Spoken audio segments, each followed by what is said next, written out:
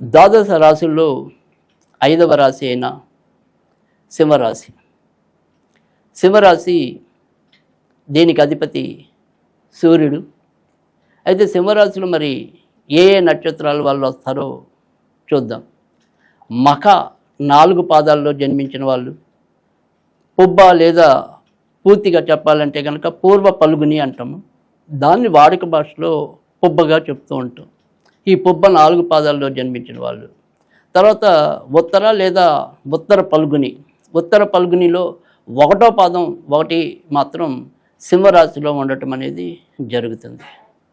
అయితే సింహరాశి అనేది సాధారణంగా మనకి దానికి అధిపతి మనం సూర్యుడు అని చెప్పుకున్నాం కనుక సాధారణంగా సింహరాశి వారి కోపకు చెందిన వ్యక్తులు ఎవరైనప్పటికీ కూడా లేదా సింహ లగ్నంలో జన్మించిన వాళ్ళు ఎవరికైనా సరే కొద్దిగా ఆత్మాభిమానం కానీ లేదా వారికి ఏదైనా సరే సెల్ఫ్ ఐడెంటిఫికేషన్ అంటే 10 మంది వాళ్ళని గుర్తించాలి అనే ఒక తాపత్రయం కానీ, సో ఎవరికైనా సరే అంటే నేనే ఇంటి కోసం ఇంత కష్టపడుతున్నాను, నేనే నా వాళ్ళ కోసం ఇంత కష్టపడుతున్నాను అని ఏదైనప్పటికీ కూడా ఆ రకమైన ఒక ఓరట, ఓదార్పు అలాంటివన్నీ కూడా వీళ్ళు ఎక్కువగా కోరుకునే అవకాశాలు అయితే ఎక్కువగా ఉంటాయి. సో కానీ ఏదైతే వీరి మీద ఒక నమ్మి ఒక బాధ్యత అనేది పెడతామో ఆ బాధ్యతని చక్కగా నిర్వహించగలగటం, ఒక ప్లానింగ్ ప్రకారం వెళ్ళగలగటం, అవకాశం వచ్చిన చోట, అవసరం ఉన్న చోట, అంటే ఏదైనా సరే అక్కడ ఒకవేళ నిజంగా అవతల వ్యక్తులు ఒక 10 రూపాయలు ముందు పెట్టినా పెట్టకపోయినా వీళ్ళు పెట్టేయగలగటం. ఆ రకంగా కొంత వీళ్ళు ఎప్పుడు కూడా ఏదో రకంగా రూపాయికి 10 రూపాయలు ఖర్చు పెట్టుకుంటూ అనవసరపు అప్పులకి పోయే పరిస్థితి కూడా సింహరాశిలోనే ఎక్కువగా కనిపించడం అనేది అయితే ఉంటుంది. అంటే ఖర్చు పెట్టవలసిన చోట సాధారణంగా తగ్గేదేలే అనుకునే తత్వం ఏదైతే కనుక ఉంటుందో అది అక్కడ కొద్దిగా సింహరాశి వారికి ఎక్కువగా కనపడే అవకాశాలు అయితే ఎక్కువగా ఉంటాయి. ముఖ్యంగా పుబ్బా నక్షత్రంలో జన్మించిన వారికి అయితే కనుక, ఉత్తర నక్షత్రంలో జన్మించిన వారికి అయితే కనుక ఈ ఖర్చులు మరింత ఎక్కువగా ఉండే పరిస్థితి అయితే ఎక్కువగా కనిపిస్తుంది. మఖా నక్షత్రం అనేది ఏదైతే ఉంటుందో ఈ మఖా నక్షత్రం అనేది కూడా కొద్దిగా వివాహానికి ఇబ్బందికరమైన నక్షత్రంగా చెప్పచ్చు. సో ఏదైనప్పటికీ కూడా ఒక వయసులో వీరికి కనుక పెళ్ళి కనుక కాకపోతే ఆ తర్వాత ఎన్నో ఏళ్ళు వచ్చినా కూడా ఒక్కోసారి పెళ్లి కాని పరిస్థితులు, కొంతమంది అలానే ఉండిపోయే పరిస్థితులు, ఒంటరిగా కూడా ఉండిపోయే పరిస్థితులు కూడా కొంతవరకు మఖా నక్షత్రం వారికి కనిపిస్తాయి. ఎందుకంటే సమాజంలో మనం ఎంత చైతన్యాన్ని తీసుకొచ్చినప్పటికీ కూడా ఎంతో కొంత మూఢనమ్మకం అనేది, అంటే ఆశ్లేష నక్షత్రం అనేది అత్తగారికి గండమని, మఖా నక్షత్రం అనేది మామగారికి గండమని, జ్యేష్ఠ నక్షత్రం బావగారికి గండమని, మూల నక్షత్రం మామగారికి గండమని, ఇలా రకరకాలైన ఏవైతే కొన్ని మూఢనమ్మకాలు ఉన్నాయో ఆ మూఢనమ్మకాల రూపేణా కూడా ఒకసారి అమ్మో మఖా నక్షత్రం అని పక్కన పెట్టేయటం సంబంధాలు. కానీ నిజానికైతే కనుక మంచి అదృష్టం కలిగిన నక్షత్రాల్లో మఖా నక్షత్రం కూడా ఒకటిగా చెప్పుకోవచ్చు. సాధారణంగా మఖా నక్షత్రం వారికి ఆర్థిక ఇబ్బందులు కొంత తక్కువగానే ఉండటం అనేది అయితే జరుగుతుంది. పెళ్లి విషయాల్లోనే ఏదైనప్పటికీ కూడా కొంత ప్రతికూలత అనేది ఉండొచ్చు.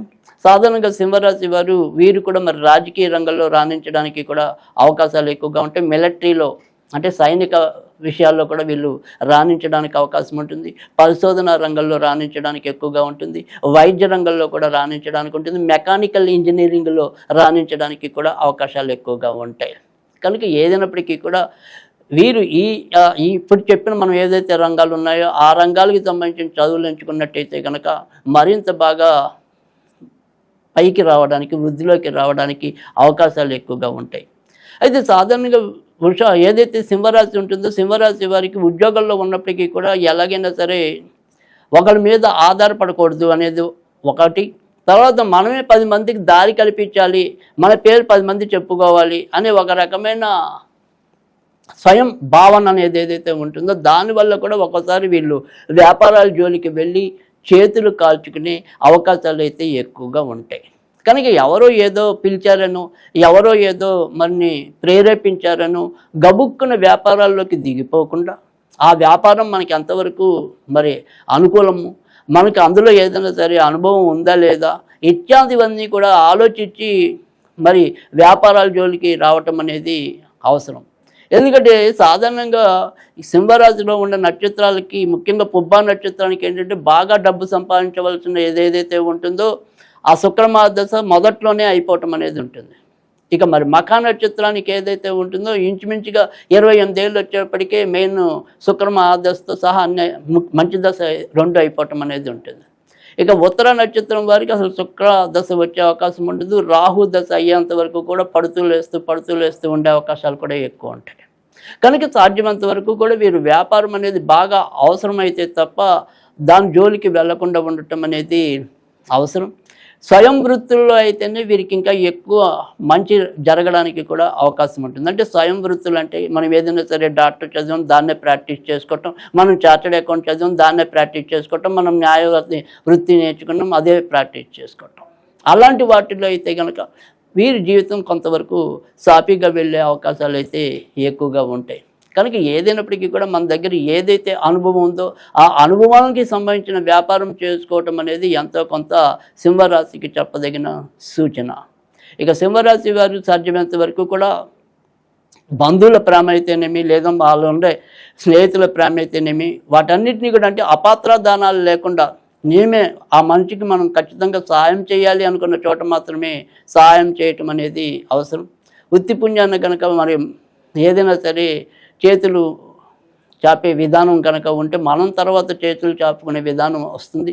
కనుక ఆయా విషయాల్లో కొంతవరకు జాగ్రత్త తీసుకోవటం అనేది అనివార్యం. ఇక ఇతరత్ర సింహరాశి వారికి అయితే కనుక చెప్పుకోదగిన ఇబ్బందులు అయితే ఉండవు.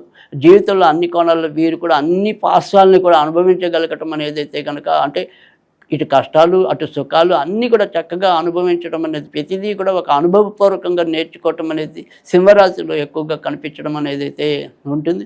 సింహరాశి వారు లక్ష్మీదేవికి సంబంధించిన పూజలు చేసుకోవటం అనేది తర్వాత మరి వెంకటేశ్వర స్వామికి సంబంధించిన పూజలు కనుక చేసుకున్నట్టయితే కనుక మరింత మంచి జరగడానికి కూడా అవకాశం ఉంటుంది. మరి మళ్ళీ మరొక రాశిలో మళ్ళీ మనం కలుసుకుందాం. అంతవరకు సెలవు.